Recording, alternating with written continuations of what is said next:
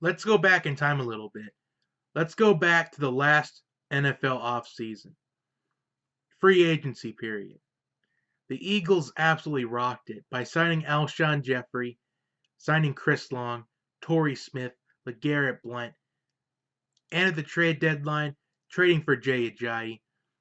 If you look at the playoffs the Eagles were in last year, if you look at those three playoff games, the divisional round, NFC Championship, and the Super Bowl, those free agent signings, they were huge difference makers in the playoff run, in the Super Bowl run. They were huge difference makers. And the Eagles demonstrated that you can win championships with free agency and the offseason and the trade deadline. And now they're at it again.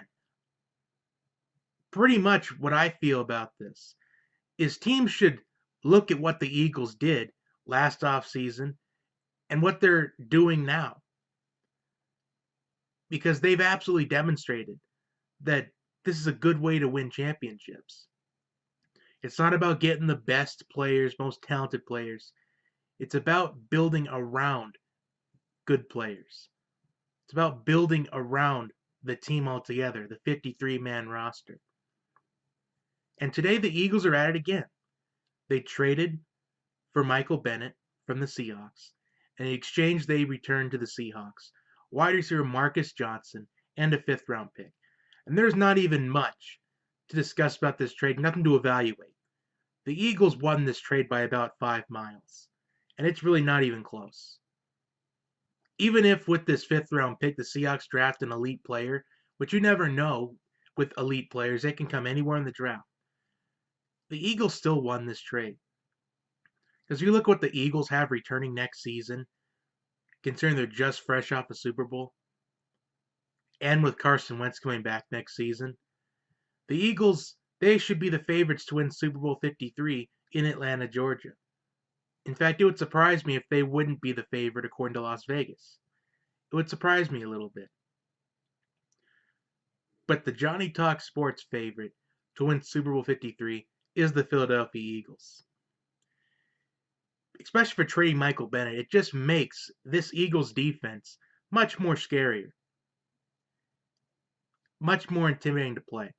Even though people argue that Michael Bennett is kind of overrated because he was on the Seahawks. But Michael Bennett's a really talented player. And yes, he does have some character issues off the field. But when it comes to game time, all that matters is what you do on the field. And what Michael Bennett does on the field, it's what a lot of teams would really dream of having out of a player like Michael Bennett. And this really kind of sticks out because the Falcons were also close to making a trade for Michael Bennett. But the Eagles got to him first.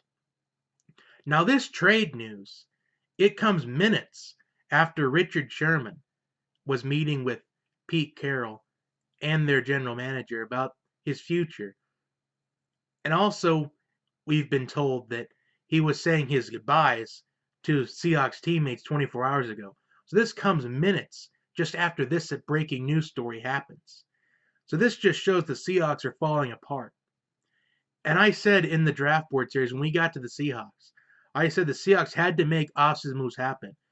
And they've let Michael Bennett, they've traded Michael Bennett. They're probably going to trade Richard Sherman here within maybe the next day or two. Or they're probably going to wait till they get a decent deal.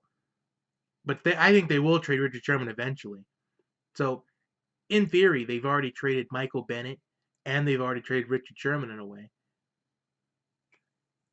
And Cam Chancellor, they might trade Cam Chancellor at some point.